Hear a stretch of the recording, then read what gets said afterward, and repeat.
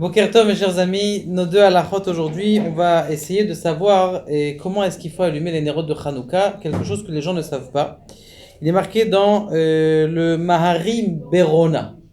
Mahari Berona, il dit, et c'est quelque chose qu'il faut apprendre aussi à nos femmes, que lorsque quelqu'un il étudie, il allume la Hanoukia, eh bien, il ne doit pas allumer et laisser tout seul, et laisser s'allumer tout seul.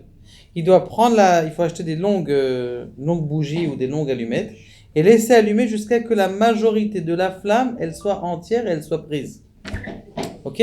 Ça, c'est important. Pourquoi? Parce que sinon, c'est comme si elle s'était allumée toute seule.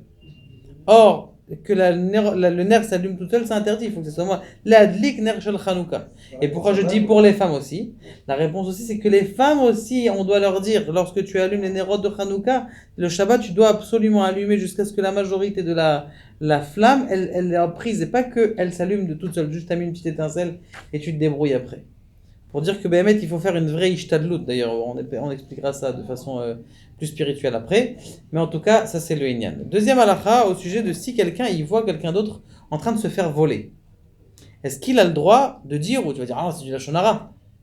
La réponse elle est qu'on a le droit de dire pour aller aider quelqu'un qui s'est fait voler.